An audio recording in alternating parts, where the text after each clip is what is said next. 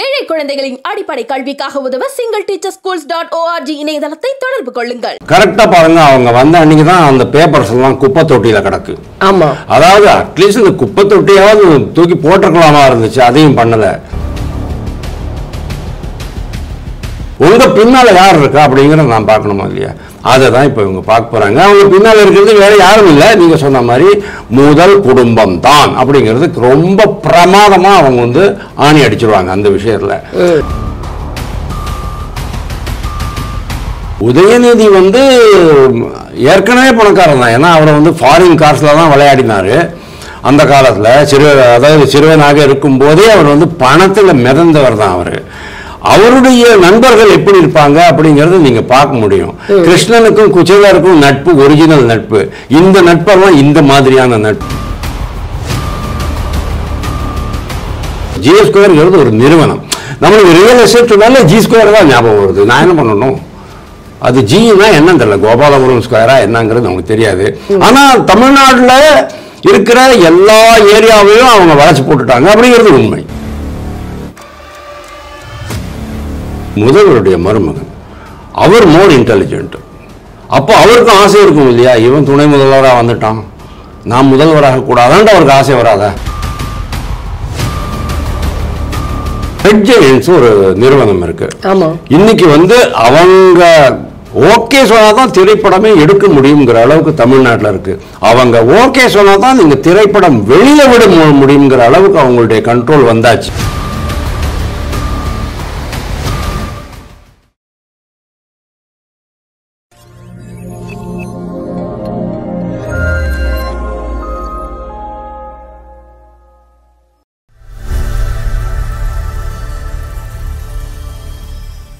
தாமரை TV நேயர்களுக்கு அன்பான வணக்கம். இன்று நமது நேர்காணலில் சிறப்பு விருந்தினர் அரசியல் விமர்சகர் துக்ளக் வாசகர் வாசுதேவன் அவர்கள் நம்மோடு இருந்திருக்கிறார். சார் வணக்கம். சார் வணக்கம்.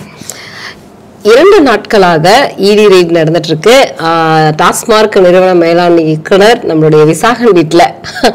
ஏன் நம்மளுடைய அப்படிங்கிறத, ஏன்னா டாஸ்மார்க்க மூடிட்டாங்க அப்படின்னு மூடிடுவாங்க, இந்த கேஸையே மூடிடுவாங்க அப்படின்னு எல்லாருமே அப்படிதான் நினைச்சிட்டு இருந்தாங்க. ஆனா இன்னைக்கு 2வது நாளாக விசாரணை போய்கிட்டு இருக்கு. இதுல முக்கியமா வந்து ரதீஷ் வீட்டுக்கு வந்து சீல் வச்சிருக்காங்க. சூப்பர். அடுத்தது சொல்றீங்களா? ஆமா சார். அடுத்தது வந்து ஒரு இயக்குனர் வீட்லயும் ஆகாஷ் பாஸ்கரன் வீட்லயும் வந்து ரெய்ட் பண்ணிருக்காங்க. இது எல்லாத்துக்கும் வந்து ஏதோ சம்மதம் இருக்கு. அது மட்டும் இல்லாம துணை முதல்வருக்கு ஸ்கெட்ச் போட்டுக்கிறதாகவும் ஒரு தகவல் வெளியாயிருக்கு. இத பத்தி உங்களுடைய கருத்து சொல்லுங்க. இந்த நடவடிக்கையை வந்து எதிர்பார்த்துக்கல இவங்க. டிஎம்கே கவர்மெண்ட் எதிர்பார்க்கல, டிஎம்கே தலைமை எதிர்பார்க்கல. தெரியாமதான், அதனாலதான் அங்க போனார் அவரு.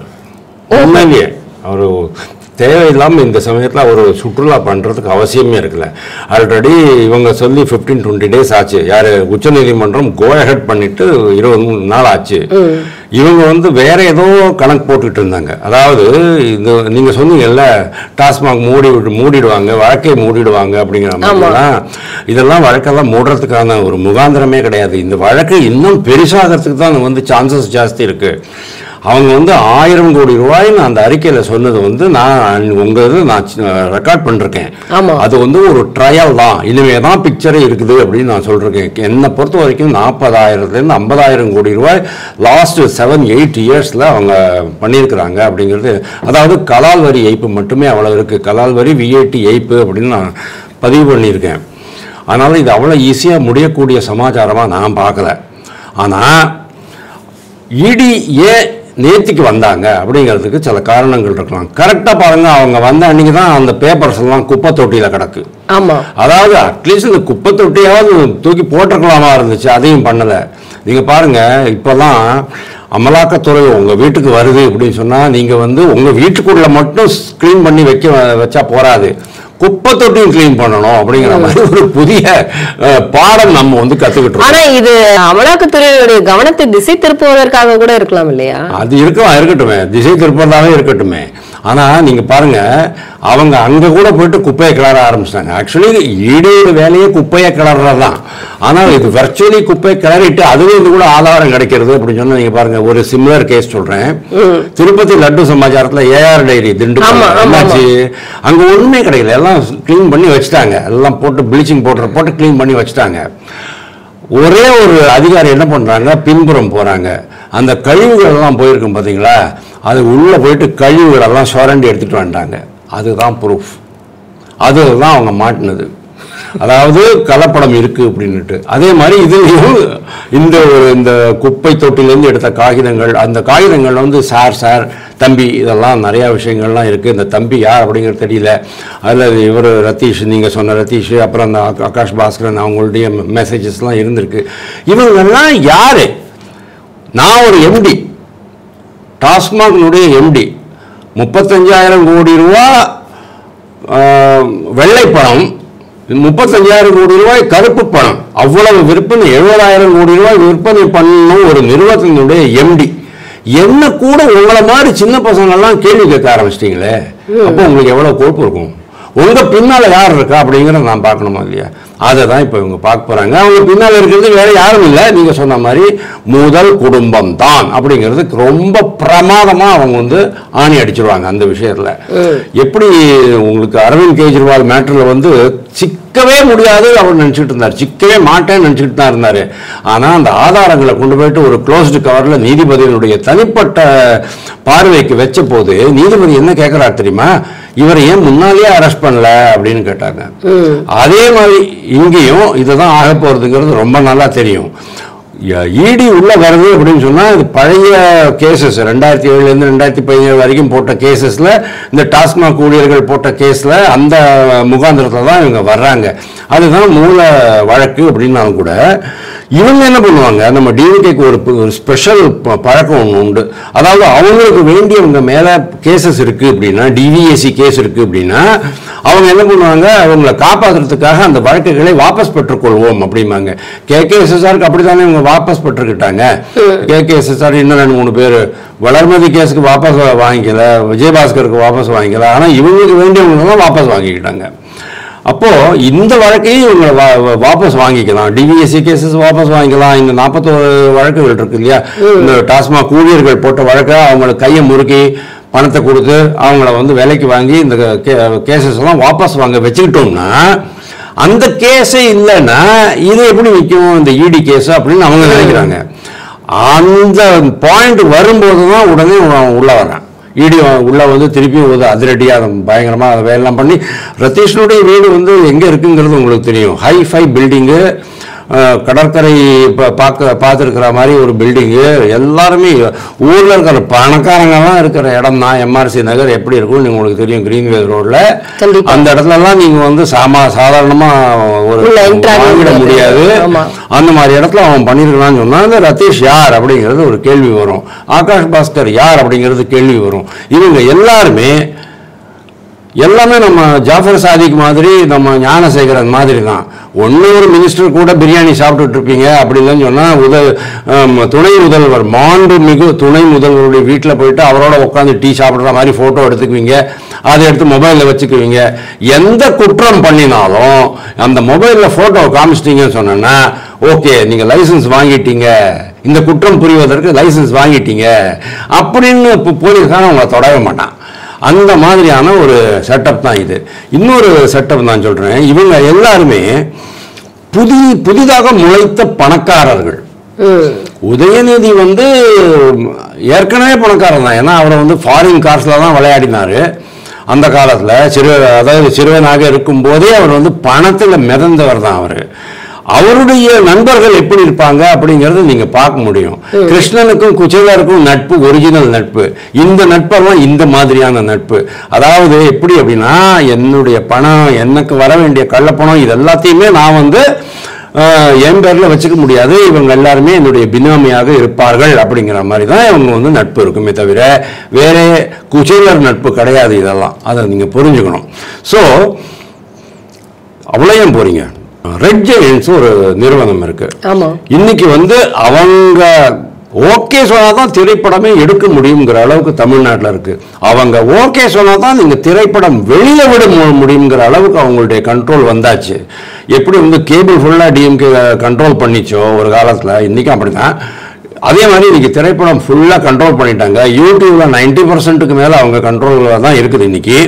ஏன்னா அவங்க வந்து அதுக்கு வேண்டிய இதெல்லாம் எலும்பு துண்டெல்லாம் போட்டுக்கிட்டே இருப்பாங்க. உங்களுக்கு போட மாட்டாங்க. ஏன்னா நீங்கள் வந்து எகென்ஸ்டாக பேசுவீங்கிறதுனால உங்களுக்கு எலும்பு துண்டெல்லாம் கிடைக்காது டிஎம்கேலேருந்து. ஸோ ரெட் ஜெயண்ட்னுடைய வளர்ச்சி எப்படின்னு நீங்கள் பாருங்கள் மேடம். 2021க்கு முன் 2021க்கு பின் கிமுகிங்கிற மாதிரி எதை சொல்லி வச்சுங்க. நீங்கள் ஒன்றுமே இல்லாத ஒரு நிறுவனம் இன்னைக்கு வந்து இவ்வளவு பெரிய இதுவாக இருக்கு.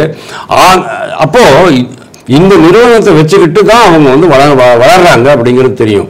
கருப்பு பணம் ஹோட்டல், நம்ம ஜாஃபர் சாதிக் ஹோட்டல் தானே பண்ணாரு. ஜாஃபர் சாதிக்கும் அமீரும் 2 பேரும் ஹோட்டல் கூட நடத்தினாங்க. 3வது திரைத்துறை, 4வது ஜி ஸ்கொயர் சொல்லிட்டு தப்பு. ஜி ஸ்கொயர்ங்கிறது ஒரு நிறுவனம். நம்மளுக்கு ரியல் எஸ்டேட் சொன்னாலே ஜி ஸ்கொயர் தான் ஞாபகம் வருது. நான் என்ன பண்ணணும், அது ஜின்னா என்னன்னு தெரியல, கோபாலபுரம் ஸ்கொயரா என்னங்கிறது நமக்கு தெரியாது.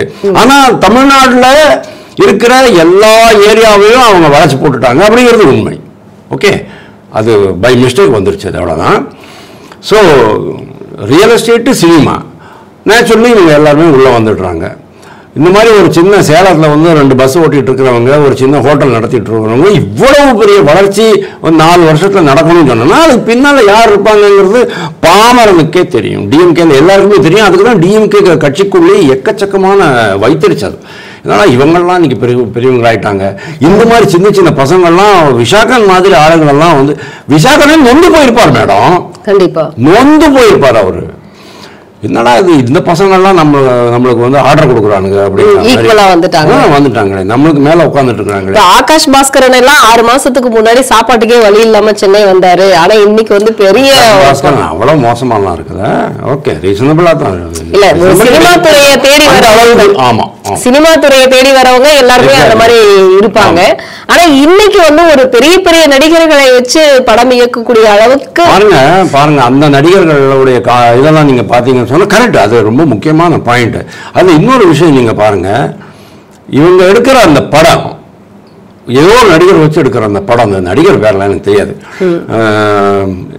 ஜனநாயகன் அப்படின்னு ஒரு படம் வரப்போறது இல்லையா, அதுக்கு எதிராக வரப்போறது அப்படிங்கிற மாதிரி கேள்விப்பட்டேன். அப்படின்னு என்ன அர்த்தம், படம் எடுக்கிறதுக்கும் இவங்க பணம் கொடுக்குறாங்க. எவ்ரிதிங், அதாவது A to Z ப்ராடக்ட், கதை, திரைக்கதை, வசனம், டைரக்ஷன், ப்ரொடக்ஷன் எல்லாமே, தயாரிப்பு, விநியோகம், விளம்பரம் எல்லாமே வந்து ஒரே ஒரு கம்பெனி தான் பண்ணுற மாதிரி நம்ம பார்க்குறோம். அப்போ இந்த பணம்லாம் எங்கேருந்து வருது அப்படிங்கிறத நம்ம பார்க்க வேண்டியிருக்கு. அதை தான் வந்து கரெக்டாக மோப்பம் முடிச்சுக்கிட்டு தான் அவங்க வந்து வந்துருக்காங்க அமலாக்கத்துறை. இது வந்து இன்னும் பெரிய விஷயமா, அதாவது டெல்லியிலலாம் பாவம் அரவிந்த் கெஜ்ரிவால்லாம் பயந்து தான் ஊழல் பண்ணாரு. அதான் 832 கோடி ரூபாய் ஊழல். இது வந்து 80,000 கோடி ரூபாய் ஊழலா மாறப்போகுது அப்படின்னு தான் நான் பாக்குறேன். கண்டிப்பா முதல் குடும்பத்துக்கு இதுல மிகப்பெரிய ஆபத்து காத்திருக்கிறது. அது முக்கியமா உதயநிதிக்கு தான் இருக்கிறதாக. ஆமா, நேச்சுரலி. ஏன்னா அவருக்கு பாவம் துடுக்கு பிள்ளை, அது விளையாட்டு பிள்ளை. அதுக்கு இன்னும் அவருக்கு அரசியல் முதிர்ச்சி வரல. பெரியவர்லாம் என்ன பண்ணுவாரு, கரெக்டா நம்மளுடைய கை கழுவி அதாவது தடயங்கள் எங்கேயும் கிடைக்காத கை கழுவி வச்சுக்குவாங்க. அதாவது நம்ம நடந்து வந்த பாதை யாருக்குமே தெரியக்கூடாது அப்படிங்கிற மாதிரி. ஆனா அந்த மாதிரியான காரணம் என்ன தெரியுமா, அரசியல் முதிர்ச்சி கிடையாது. ஒன்னு சொல்றேங்க மேடம், உதயநிதியை விட சபரீசன், அதாவது அவருடைய மருமகன், முதல்வருடைய மருமகன், அவர் மோர் இன்டெலிஜென்ட். அப்போ அவருக்கும் ஆசை இருக்கும் இல்லையா, இவன் துணை முதல்வராக வந்துட்டான், நான் முதல்வராக கூடாதான்ட்டு அவருக்கு ஆசை வராதா? வரலாம், சொல்ல முடியாது. நாளைக்கு அவரே வந்து ஒரு சந்திரபாபு நாயுடு மாதிரி மாமனாரை உட்காந்து வச்சு ஆட்சி பிடிச்சிட்டா நீங்க என்ன பண்ணுவீங்க, கட்சி பிடிச்சிட்டா நீங்க என்ன பண்ணுவீங்க, உதயநிதி வீட்டுக்கு போக வேண்டியதான். அதனால உதயநிதிக்கு ஒண்ணுமே புரியல. நான் மாவட்ட செயலாளர்கள் மாற்றணும் அப்படிங்கிறாரு, என்னுடைய ஆளுகள்லாம் கட்சியில் நிர்வாகிகளாக வைக்கணுங்கிறாரு, அப்பா கேட்க மாட்டேங்கிறாரு, அதான் அப்புறம் பார்த்துக்கலாங்கிறாரு. அவங்களுக்குள்ளேயே எக்கச்சக்கமா மகனுக்குள்ள வந்து முட்டு மோதல்கள் எக்கச்சக்கமா இருக்கு. ஆமா பாமக. அப்புறம் வைகோ கட்சி எங்க விட்டுட்டீங்க, மறந்து போயிடுறீங்க நீங்க. ஆமா, வைகோ, துரை வைகோ இருக்கும். அது மாதிரி இங்கேயும் ஏகப்பட்டது இருக்கு. இது இன்னும் புகைச்சல் ஜாஸ்தியாகும், மோதல் ஜாஸ்தியாகும். இந்த மாதிரி ஒரு கண்டிஷனில் அவர் தவறுகள் பண்ணுறதுக்கான வாய்ப்புகள் ரொம்ப அதிகமாக இருக்குது. நீங்கள் வந்து திருட்டுத்தனம் பண்ணீங்கன்னு சொன்னால் நான் எப்போவுமே சொல்லுவேன், பார்ட்னரோட போகாதீங்க அப்படியுமே. எந்த ஒரு குற்றம் புரிய வேண்டும் என்றாலும் பார்ட்னர் இருக்கக்கூடாது, தனியாக தான் போகணும். நான் சொல்கிறது அது 35 வருஷமாக நான் அதை சொல்லிக்கிட்டு இருக்கேன். என்னுடைய எக்ஸ்பீரியன்ஸ் அது. ஓகே, பார்ட்னர்னா எப்போ எவனா ஒருத்தன் போட்டு கொடுத்துருவான். துரைமுருகன் சொன்ன மாதிரி போட்டு கொடுக்காதீங்கப்பா, போட்டு கொடுக்க எல்லாம் போட்டு கொடுத்து தானே இந்த லெவலுக்கு வந்திருக்கு. துரைமுருகனை போட்டு கொடுத்துட்டு தானே அவருக்கு பின்னால் அந்த இதெல்லாம் வந்தது.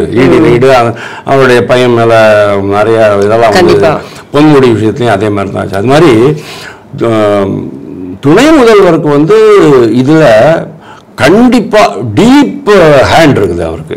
ஏன்னா அவர் அன்பில் மகேஷ் பொய்யாமொழி தான் இவருடைய ஆப்த நண்பர் அப்படிங்கிற மாதிரிலாம். ஆனால் இப்போ இந்த சமயத்துல தான் வந்து விசாகன் உண்மையை சொல்ல போறதாக ஒரு தகவல் வெளியே வந்துட்டு இருக்கு. அப்படிங்கிற ஒரு தகவலும் வெளியாயிட்டு இருக்கு. அது உண்மையா அப்படிங்கிற ஒரு கேள்வி இருக்கு. அடுத்ததாக இப்போ மேஜர் பொறுப்பு செந்தில் பாலாஜிக்கு, அதாவது டாஸ்மாகினுடைய ஒரு பெரிய தளபதியா அவரு தான். அவருக்கு கொங்கு மண்டலத்தை கொடுத்து மேஜர் பொறுப்பு கொடுக்க போறதா ஒரு தகவல் வெளியாயிட்டு இருக்கு. இப்போ விசாகன் அப்ரூவராக மாறினா யாரெல்லாம் உள்ள போவாங்க? கொங்கு மண்டலம் பொறுப்பு இன்னும் கொடுக்கப்படலை. கொங்கு மண்டலத்தில் ஏற்கனவே அவங்களுக்கு அவர் ஆனால் ஏற்கனவே சொல்லிட்டாரு துணை முதல்வர் சொன்னாலும் இவர் சேர்த்துக்கணும் இல்லை, இவர் ஏற்றுக்கணும் இல்லை. இது ஒரு விஷயம். ரெண்டாவது செந்தில் பாலாஜி, நான் அன்னைக்கே நான் சொன்னேன், இது வந்து விசாகன் மற்ற அதிகாரிகள் மாட்டிக்குவாங்க, இவர் செந்தில் பாலாஜி மாட்டிக்க மாட்டார் அப்படின்னு நான் சொன்னேன். அதுவும் உண்மைதான். செந்தில் பாலாஜி தனியாக உட்காந்து சிரிச்சுக்கிட்டு இருப்பார், பரவாயில்ல நம்ம தப்பிச்சிட்டோம் இவங்கெல்லாம். அதாவது இது ப்ளஸ் இது எங்கே போய் சேரும்னா முதல் குடும்பத்தில் போய் நிற்கும். அதனால் அவங்க எல்லாருமே மாட்டிக்குவாங்கங்கிற ஒரு ஹாப்பி ஸ்டேட்டில் தான் செந்தில் பாலாஜி இருப்பார் அப்படின்னு நான் நினைக்கிறேன். ஆனால் இவர் அப்ரூவராக மாறினால் என்ன ஆகும், கேஸ் ரொம்ப குயிக்காக முடிஞ்சு போயிடும், ரொம்ப குயிக்காக முடிஞ்சு போடும் கேஸு. ஆனால் இவர் அப்ரூவராக மாறுறதுக்கான எல்லா காரணங்களும் இருக்குங்கிறதான் நான் என்னுடைய புரிதல், நான் பார்த்த வரைக்கும். அதாவது எங்கிட்ட இது மேட்ரை வந்த வரைக்கும், அதை நானே அனலைஸ் பண்ண வரைக்கும் எனக்கு வந்து அப்படி தான் புரிதல் இருக்குது. ஆனால் இதெல்லாம் நீங்கள் எப்படி லிங்க் பண்ணுவீங்க? ஹவு எஃபெக்டிவ்லி இடி வந்து இதை லிங்க் பண்ணுவாங்க? அதாவது இந்த கான்ட்ராக்ட்லாம் கொடுத்துட்டு இருந்தாங்க, இந்த கான்ட்ராக்டு, சிசிடிவி கான்ட்ராக்டு, அந்த கம்பெனிக்காரங்க அவங்க எல்லாருமே இதில் பயன் அடைந்திருக்கிறார்கள் அப்படிங்கிறது. அதாவது இந்த பணம் வந்து இவங்க தான் பினாமி. அதாவது இதில் வந்து சட்டத்திற்கு புறம்பாக திரட்டப்பட்ட கருப்பு பணத்திற்கு இவர்கள் பினாமிகளாக பயன்படுத்தப்பட்டிருக்கிறார்கள் அப்படிங்கிறத அவங்க வந்து லிங்க் பண்ணும். மோஸ்ட் ப்ராபபிளி அவங்க லிங்க் பண்ணிடுவாங்க அப்படின்னு தான் நான் நினைக்கிறேன். பட் எல்லாம் ஆனாலும் கூட நீங்கள் வந்து உயர்நீதிமன்றத்தில் போயிட்டு உச்சநீதிமன்றத்தில் போயிட்டு இந்த கேஸு அவங்க எப்படி இதை பார்ப்பாங்க? ஏன்னா நீங்கள் வந்து ரொம்ப பிரமாதமாக ஆதாரம் இருக்குது அப்படின்னு சொல்லி நீங்கள் கொடுத்தீங்கன்னாலும் கூட இது ஆதாரமே இல்லை அப்படின்னு அவங்களால சொல்ல முடியும். அதனால் உயர்நீதிமன்றம் உச்சநீதிமன்றத்தில் போயிட்டு டிஎம்கே வந்து அங்கேயும் கூட இன்ஃப்ளூயன்ஸ் பண்ணுறதுக்கான அந்த பலம் அவங்களுக்கு ரொம்ப ஸ்ட்ராங் அந்த விஷயத்தில். அதனால் அங்கே கூட போயிட்டு அவங்களால இதை தப்பிச்சுக்க முடியும்.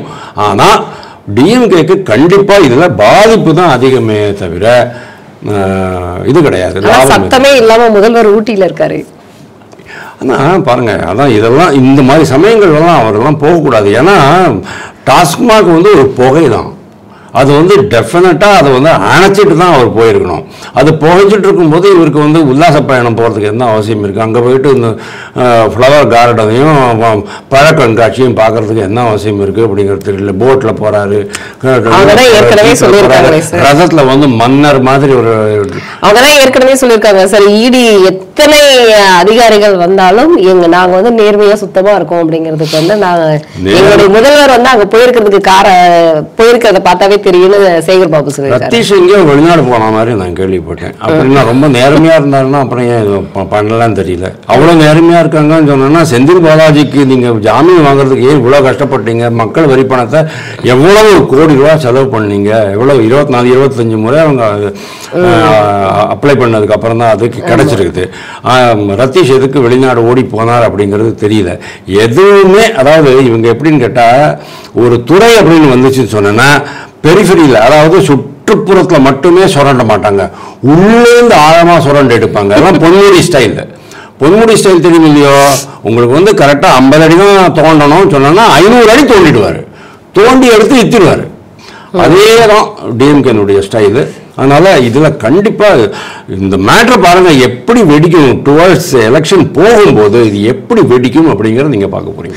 இப்ப தமக்கு காலக்கெடு நிர்ணயித்து கட்டளை இடுவதற்கு உச்ச நீதிமன்றத்துக்கு அதிகாரம் இருக்கா? இதை பற்றி எனக்கு விளக்கம் வேண்டும் என்று ஜனாதிபதி அவர்கள் ஒரு கேள்வியே, அதாவது விளக்கம் கேட்டிருக்காங்க. நீங்க எப்படி உச்ச நீதிமன்றத்தினுடைய தீர்ப்பையே கேள்வி எழுப்பலாமா அப்படிங்கிற மாதிரியான ஒரு கண்டனத்தை முதல்வர் அவர்கள்.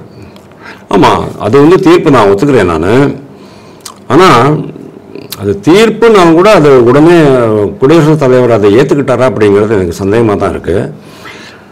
எனக்கு இன்னும் ஏத்துக்கல, அதுக்கு விளக்கம் கேட்கணும் அப்படிங்கிறதுனால தான் கேட்டிருக்கிறாங்க. இவங்கெல்லாம் என்ன சொல்றாங்க, ஒரு நார்மலி 2002 அந்த உச்ச நீதிமன்றத்தில் ஒரு தீர்ப்பு வந்ததுன்னு நினைக்கிறேன். 2002 2012 மன்மோகன் சிங் பீரியடில் தான் நான் நினைக்கிறேன். இந்த மாதிரி தீர்ப்பு வந்த பிறகு நீங்கள் வந்து 143 விளக்கம் கேட்க முடியாதுங்கிற மாதிரி வந்திருக்குன்னு நினைக்கிறேன். இன் விச் கேஸ் உச்சநீதிமன்றம் வந்து இதுக்கு என்ன சொல்லுவாங்க, இது வந்து ஆல்ரெடி நாங்கள் கொடுத்த தீர்ப்பு, இதை வந்து நீங்கள் ரிவ்யூ தான் பண்ணலாமே தவிர, ரிவ்யூ பண்ணுறதுக்காக கேட்கலாமே தவிர விளக்கம் கேட்க முடியாதுங்கிற மாதிரி அவங்க சொல்லலாம். அப்போ என்ன ஆகும், கவர்மெண்ட்டே அவங்க வந்து ரிவ்யூ கேட்கும், ரிவ்யூ பண்ணுங்க அப்படிங்கிற மாதிரி கேட்கும். அப்போ ரிவ்யூ எப்படியானாலும் உங்களுக்கு வந்து 5 ஜட்ஜு போட்டு தான் ஆகணும். நீங்க 2 ஜட்ஜை வச்சு நீங்க இந்த மாதிரிலாம் நீங்க பண்ணக்கூடாது. பண்ண ஏற்கனவே இப்போ வந்து 5 அமர்வுகள் கொண்ட நீதிபதிகள் உட்கார்ந்து இதை பத்தி விவாதிக்கிறதாக 5 நீதிபதி அமர்வு. ஆமா, அத ஒரு தகவல் வெளியானது ஜனாதிபதி கேள்வி எழுப்பினதுமே. ஆமா, கரெக்ட். நான் தான் சொல்ல வரேன், எப்படி நீங்க வந்து 5 ஜட்ஜி பெஞ்சு போட்டு தான் ஆகணும். அது முதல்ல போட்டு தொலைச்சிருக்கலாமே. அதாவதுங்க, அவங்க என்ன பர்டினண்டா ஒரு கேள்வி கேட்குறாங்க. ஒரு கவர்னர்கிட்ட இருந்து ஒரு பில் எனக்கு வருது பாஸ் பண்றதுக்கு, அப்போ நான் வந்து உங்களை கேட்கணுமா கேள்வி அப்படின்னு கேட்குறாங்க. உங்கள்கிட்ட கலந்து ஆலோசித்து தான் நான் வந்து அதை கொடுக்க முடியுமா அப்படின்னு அவங்க கேட்குறாங்க. It's very valid question. அதே மாதிரி as soon as possible அப்படின்னு தான் போட்டிருக்கே தவிர 30 நாள் 60 நாள்னு காலக்கெடு போடல அரசியல் நிர்ணய சட்டத்துல. இவர் என்ன சொன்னாரு, நம்ம சஞ்சீவ் கண்ணா ரிட்டையர்மெண்ட்டுக்கு முன்னால் 1 நாள் முன்னால் அவர் சொன்னாரு, நான் parliament is not supreme, constitution is supreme அப்படின்னாரு. பார்லிமெண்ட், ஜுடிஷியரி, எக்ஸிக்யூட்டிவ், இது 3மே வந்து கான்ஸ்டிடியூஷன் படி தான் இயங்கணும். அதனால கான்ஸ்டிடியூஷன் தான் சுப்ரீம். அதை தான் நரேந்திர மோடி திருப்பி சொல்றாரு. இப்போ கான்ஸ்டிடியூஷன்ல இல்லாததை நீங்க எப்படி கொண்டு வந்தீங்க, அதுக்கு வந்து ப்ராப்பரா அமெண்ட்மெண்ட் வேண்டாமா, நீங்க வந்து ஒரு புதிய சட்டத்தை இயற்ற முடியுமா அப்படின்னு கேட்கறாங்க. சட்டம் இயற்றும் அதிகாரம் யாருக்கு இருக்கு, பாராளுமன்ற சட்டமன்றத்துக்கு இருக்கு. அதுக்கப்புறமா அது குடியரசுத் தலைவருக்கோ கவர்னருக்கோ போன பிறகுதான் சட்டம் வரும். ஆனா இவங்க என்ன பண்றாங்க, ஆளுநரை ஒப்புதல் அளிக்காத அந்த 10 மசோதாக்களை நீங்கள் எப்படி சட்டமாக்க முடியும் அப்படின்னு ரொம்ப வெரி ரெலவெண்ட் கேள்விகள் தான் எல்லாமே. அதுவும் ரொம்ப நுவான்ஸ்டா தான் கேட்டிருக்கிறாங்க. அதாவது நீதிமன்றம் தப்பி ஓட முடியாத மாதிரியான கேள்விகள் கேட்டிருக்கிறாங்க. அதை டிராஃப்ட் பண்ணும்போது அவ்வளவு இன்டெலிஜென்டா டிராஃப்ட் பண்ணிக்கிறாங்க. இதனால நீதிமன்றத்துக்கு ஒரு மிகப்பெரிய பிரச்சனை தான். இதுக்கு வந்து விளக்கம் கொடுத்து தான் ஆகணும். எனக்கு என்ன ஒரே ஒரு ஆதங்கம் தெரியுமா, சஞ்சீவ் கண்ணா ரிட்டையர் ஆகிறதுக்கு முன்னாலேயே இதை கொடுத்துருந்தாங்கன்னா நல்லா இருந்திருக்கும். ஏன்னா ஓகே, 2 நீதிபதிகள் அமர்வு தான் அதை கொடுத்துருந்தாங்க வச்சுங்க, அந்த மாதிரி புதிய தீர்ப்பு கொடுத்துருந்தாங்க. அது சஞ்சீவ் கண்ணாவுக்கும் பொறுப்பு உண்டு, தலைமை நீதிபதியாக அவருக்கும் அந்த பொறுப்பு இருக்கு. ஆனா சஞ்சீவ் கண்ணா இருக்கும்போது இதை கொடுத்துருந்தாங்கன்னு சொன்னா சஞ்சீவ் கண்ணாவுக்கும் கொஞ்சம் குறைச்சல் கொடுத்துருக்கலாமே. பட் அன்பார்ச்சுனேட்லி அவர் ஜம்முன்னு ரிட்டையர்மெண்ட் வாங்கிட்டு போயிட்டாரு. யஷ்வந்த் வர்மாவையும் காப்பாத்திட்டாரு. யஷ்வந்த் வர்மாவையும் காப்பாத்திட்டாரு, ரிட்டையர்மெண்ட் வாங்கிட்டு போயிட்டாரு. எனக்கு வந்து ரிட்டையர்மெண்ட்டுக்கு அப்புறமா எனக்கு நான் எந்த பதவியையும் ஏற்றுக்கொள்ள மாட்டேன் அப்படின்னு ரொம்ப பெருந்தன்மையோட பேசிட்டு போயிட்டாரு. அவர் மட்டும் கொஞ்சம் இந்த இது சிக்க வச்சிருக்கலாமா அப்படின்னு. இந்த விவகாரத்துல நான் எங்களுடைய முதல்வர் தான் வேந்தர்னு சொல்லிட்டு பெரிய போஸ்டர் எல்லாம் நம்ம பார்த்திருப்போம். இப்போ இதுல முக்கியமாக கவர்னர் வேந்தர் அப்படிங்கிற அந்த பெயரை நீக்கிவிட்டு அரசு அப்படின்னு பதிவு செஞ்சிருக்காங்க. இப்ப அரசு வேந்தரா இல்ல முதல்வர் வேந்தரா? ஆக்சுவலி யூஜிசி ஆக்டில் என்ன சொல்கிறாங்க அப்படின்னா சான்சலர் அப்படின்னு சொல்லுவாங்க. சான்சலர் வந்து ஒரு ஆளாக தான் இருக்க முடியும். கவர்னர்னா he's a man, he's a person. அதே மாதிரி சீஃப் மினிஸ்டர்னா ஒரு இஸ் அ பர்சன். ஆமா. ஆனால் அரசு அப்படின்னு வராது. அது அங்கே அரசுன்னு தானே குறிப்பிட்டிருக்காங்க. அரசு நியமிக்கிறது தப்புன்னு தான் நான் ஃபீல் பண்றேன். இல்ல அது அந்த இப்போ அரசுன்னு போட்டா அரசுனா என்ன, ஒரு பேப்பரா இல்ல வந்து ஒரு பேனாவா அப்படின்னு நமக்கு ஒரு கேள்வி எழுதுல. அந்த அரசுங்கிற இடத்துல யார் வேந்தராக இருப்பாங்க அப்படிங்கிறது தான் ஒரு கேள்வி எழுது. அதை வந்து ஏன் வந்து தமிழக அரசுக்கு அந்த ஒரு விளக்கம் கூட தெரியாம யாரு இதெல்லாம் எழுதி கொடுக்குறாங்கிறது எனக்கு தெரியல மேடம். நிறைய விஷயங்கள்ல தப்பு நடந்துகிட்டு இருக்கு. நம்ம என்னுடைய கேள்வி சரிதானே? கரெக்டான கேள்வி தான், ரொம்ப கரெக்டான கேள்வி. நானே சொல்றேனே, அரசு கிடையாது. துணைவேந்தர் வேந்தர் அப்படின்னு சொன்னீங்கன்னா ஒரு இண்டிவிஜுவலா தான் இருக்க முடியுமே தவிர ஒரு அமைப்பாக ஒரு நபரா தான் இருக்க முடியும். ஆமா, அமைப்பாக இருக்க முடியாது அப்படிங்கிறது என்னுடைய புரிதல். அரசு கிடையாது இது, சீஃப் மினிஸ்டர். அப்படிதான் நீங்க பார்க்கணும். இப்போ தேர்தல் ஆணையர்களை நியமிப்பதற்கு அரசு தரப்பிலிருந்து 2 பேர், பிரைம் மினிஸ்டர், ஹோம் மினிஸ்டர், யாரா 2 பேர். அப்போ ஆப்போசிஷன் அப்படின்னு சொல்லிட்டா போருமா? ஆப்போசிஷன்லேருந்து ஒரு ஆப்போசிஷன் லீடர் அப்படின்ட்டு ஒன்று சொல்லணும் இல்லையா? அரசு எதிர்கட்சிகள் அப்படின்னு சொன்னா அப்படி வராது. அங்கதான் responsibility is pinned to an individual. அதே மாதிரி தான் இங்கேயும் அரசுக்கு வந்து பொறுப்பு வராது, சீஃப் மினிஸ்டருக்கு தான் பொறுப்பு வரும் அப்படின்னு நான் நினைக்கிறேன். ஏன்னா chief minister is also a constitutional post. இல்ல இவங்க சீஃப் மினிஸ்டர் தான் வேந்தர்னு சொல்லிக்கிறாங்க. ஆனா அந்த இடத்துல வந்து அரசுங்கிறது தானே குறிப்பிட்டிருக்காங்க. அந்த புரிதல் கூட இல்லையா? புரிதல் இல்லை அப்படின்னு தான் நான் நினைக்கிறேன். புரிதல் இல்லை நான் நினைக்கிறேன். அப்படி இல்லைன்னு சொன்னால் இது போட்டு விடுவோம், கொஞ்சம் பற்றிக்கிட்டோம், அதுக்கப்புறமா நம்ம அதை வச்சு குட்டையை குழப்பலாம் அப்படின்னு அவங்க பார்க்குறாங்களா அப்படிங்கிறது எனக்கு தெரியல. இப்போ தமிழகத்திற்கு ஒரு தலைகுனிவை ஏற்படுத்தி விட்டார் கவர்னர் அவர்கள். ஜெகநாதன் அவர்களுக்கு பிரிவு உபச்சார விழா நடத்தி தலைகுனிவை பெரியார் யூனிவர்சிட்டியில இப்ப ஏற்கனவே ஊழல் வழக்கில் விசாரணையில் இருக்கக்கூடிய ஜெகநாதனுக்கு பிரிவு உபச்சார விழா எப்படி நடத்த முடியும் அப்படின்னு வந்து கோவை செலியன் வந்து கேள்வி எழுப்பியிருக்காரு. இல்ல, he is not convicted, no. Senthil பாலாஜியும் பொன்முடியும் அமைச்சராக இருக்க முடியும், ஆனால் இவர் வந்து தொடர முடியாதா, வேலையில் தொடர முடியாதா? செந்தில் பாலாஜிக்கு இவருக்கும் நீங்கள் வந்து தியாகி பட்டம்லாம் கொடுப்பீங்க, இவருக்கு மட்டும் ஒன்றும் கொடுக்கக்கூடாதா? பாருங்கள், ஒரு விஷயம் நான் சொல்கிறேன், இவங்களுடைய குற்றச்சாட்டு தான் அது. அவர் ஊழல் பண்ணியிருக்கிறாரு. அந்த என்னது Periyar university some training technical something அந்த ஒரு அமைப்பை தனியார் அமைப்பாக அவர் அந்த யூனிவர்சிட்டிக்குள்ளேயே நிறுவினார். அதில் வந்து வர்ற பணத்தில் அவங்களே வந்து கம்ப்யூட்டர்லாம் வாங்கிட்டு அந்த இளங்கோவன் தான் இளங்கோவன் இல்லை, ஆமாம் அவர் தான் ரிஜிஸ்ட்ரார், ப்ரீவியஸ் ரிஜிஸ்ட்ரார், அவருக்கும் ரிட்டையர் ஆகி போயிட்டார் வச்சுங்க. அவர் மேலாம் வழக்கு போடணும், இவர் மேலேயும் வழக்கு போடணும் அப்படி இப்படின்னு நிறையா பேசிக்கிட்டு இருந்தாங்க. ஊழல் வழக்கு இருக்குது அப்படின்னு நான் சொல்கிறாங்க. ஆனால் இன்றைக்கி வரைக்கும் அது ப்ரூவ் ஆகலை. அதுக்கப்புறம் போடக்கூடாதுன்னு சொல்லிட்டு அதுக்கப்புறம் உயர்நீதிமன்றம் தான் கட்டளை இட்டது, நீங்கள் வந்து ஒத்துக்கலான்னு சொன்னால் நாங்களே போட்டுடுவோம் அப்படிங்கிற மாதிரி சொன்னாங்க. அப்புறம் இவர் ஒத்துக்கிட்டாரு. அதுக்கப்புறமா அவங்க வந்து பதவி நீக்கம் கொஞ்சம் ஒரு 2 days பதவி நீக்கம் பண்ணார். அப்புறம் ஆளுநர் வந்து தலையிட்டு அவரை திருப்பி ரெஸ்டோர் பண்ணார். அதுக்கப்புறமா அவருக்கு வந்து பதவிக்காலம் முடிஞ்ச கூட இன்னும் ஒரு 10-12 மாதத்துக்கு 500 மாதம்னு நினைக்கிறேன் அது பதவி நீட்டித்தாங்க. நீட்டிச்சதுக்கப்புறமா வந்து ரிட்டையர்மெண்ட்டுக்கு வந்து பாருங்கள், ஆளுநர் ஒரு ஆளை சாதாரணமாக ராஜ்பவனுக்குள்ளெல்லாம் கூப்பிடவே மாட்டார். ராஜ்பவனில் நுழையிறதே கஷ்டம். நான் ஒரே ஒரு முறை தான் போயிருக்கேன்.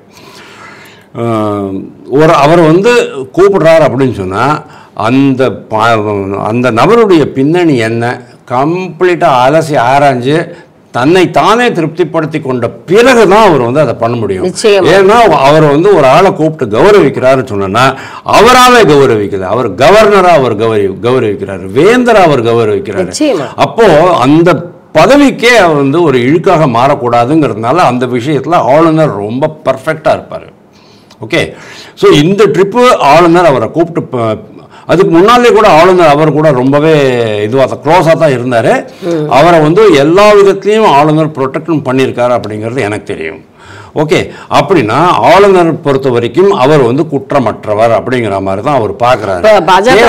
கேஸ் நடக்குது, வரட்டுமே. அதான் பாஜகவின் முன்னாள் தலைவர் அண்ணாமலை அவர்களும் வந்து அவர் குற்றமற்றவர் அப்படிங்கிறத நேற்று தெளிவாக வெளிப்படையாக சொல்லியிருந்தாரு. இங்கே வேணும்னே அவர் மேலே குற்றம் சாட்டி, அதாவது அந்த ஸ்டாஃப் யூனியனு மற்ற நான் டெக்னிக்கல் ஸ்டாஃப் யூனியன் அவங்களெல்லாம் கூப்பிட்டு உட்காந்து வச்சு அவர் மேலே வந்து அவதூறு சொல்லி அவர் அதை பண்ணார் இதை பண்ணாருன்னு நிறையா ஃபால்ஸ் கம்ப்ளைண்ட்ஸ் தான். இந்த கவர்மெண்ட் இருக்கு இல்லையோ, இவங்க எப்போவுமே அப்படி தான் பண்ணுவாங்க. இதில் அந்த காலத்துலேயும் நான் சொல்கிறேன், 1969 கருணாநிதி ஆட்சிக்கு பிறகு பல்கலைக்கழகங்களில் பூந்து விளையாடுற சமாச்சாரம். அப்போல்லாம் நான் காலேஜில் தான் இருந்தேன், இல்லை காலேஜில் இருக்கல முடிச்சிருந்தேன், ப்ரைவேட்டில் ஒர்க் பண்ணிட்டு சமயம். அப்போ தான் எனக்கு வந்து இன்றைக்கி கூட அந்த ப்ரொஃபஸர்ஸ் கூட எல்லாம் கான்டாக்ட் உண்டு. எல்லோரும் 85-86 வயசு ஆகிப்போச்சுன்னு வச்சுக்கோங்க. அவங்கெல்லாம் நிறையா சொல்லுவாங்க, இந்த மாதிரி இவங்க எப்படியெல்லாம் பூந்து விளையாடுறாங்க பாரு அப்படிங்கிற மாதிரி. அதாவது எல்லா இடத்துலையும் அரசியல், துணைவேந்தர் மட்டும் இல்லை, மற்ற ரிஜிஸ்ட்ராரு, டீனு இந்த மாதிரி பதவிகள்லாம் இருக்குது இல்லையா, அதெல்லாம் கூட உங்களுக்கு வந்து ஆட்சியில் இருக்கிறவங்க அவங்களுடைய சித்தாந்தத்தை உடையவர்கள், அவங்களுடைய அணுகுமுறையை உடையவர்கள், ஊழல் செய்யக்கூடியவர்கள், அவங்கள தான் அவங்க வந்து ரொம்ப ரெண்டு கட்சியுமே அப்படி தான், டிஎம்கேயும் அப்படி தான், ஏடிஎம்கேயும் அப்படி தான் உங்களுக்கு வந்து இந்த நீங்கள் வந்து ஒரே ஒரு பேர் சொல்கிறேன், அப்புறமா அந்த பேரை போட்டுட்டு நீங்கள் கூகுள் சர்ச் பார்த்தீங்கன்னு சொன்னால் அவர் ஒரு துணைவேந்தர்னு வச்சுக்கோங்க. அந்த துணைவேந்தரோட பேரை போட்டு நீங்கள் கூகுள் சர்ச் பண்ணிங்கன்னா கூகுள்லேயே ஏகப்பட்ட மேட்ரு வரும். நம்ம வந்து புதுசாக ஒன்றும் புதுசாக அவசியம் கிடையாது, ஏற்கனவே கூகுளில் இருக்கிறது தான். நீங்கள் என்ன தமிழ்நாட்டில் ஒரு 50 யூனிவர்சிட்டி இருக்குங்க, 25 யூனிவர்சிட்டியில் இந்த ஏதாவது ஒரு பேரை போட்டுட்டு நீங்கள் சர்ச் பண்ணி பார்த்தீங்கன்னு சொன்னால் அவங்க செய்த ஊழல்களை தான். எனக்கு ஒரு பேர் தெரியும், நான் சொல்ல விரும்பலை. அந்த ஊழல் சரித்திரமே வெளியில் வரும். இவங்களை தான் வந்து டிஎம்கே வந்து தொடர்ச்சியாக சப்போர்ட் பண்ணிக்கிட்டு இருக்கிறாங்க. அதனால் இவங்க சொல்கிறாங்களே அப்படிங்கிறதுனால ஜெகநாதன் வந்து இது கிடையாது. சூரப்பா மாதிரி ஆளுகள்லாம், என்ன பாலகுருசாமி மாதிரி ஆளுங்கள்லாம் இவங்க எவ்வளோ படுத்தினாங்க, எவ்வளவு அவங்கள வேலை செய்ய விடாமல் அடித்தாங்க அப்படிங்கிறதான் நம்மளுக்கு தெரியும். எக்கச்சக்கமான கதைகள்லாம் உண்டு. அதாவது ஒரு பக்கம் மாணவர்களையும் சீரழிக்கிறது, இன்னொரு பக்கம் பல்கலைக்கழகங்களுடைய கட்டமைப்பை சீரழிக்கிறது. அதாவது பல்கலைக்கழகங்களுடைய தரம் குறைய காரணமே இந்த டிஎம்கேனுடைய கல்வித்துறையினுள்ள தலையீடு தான்.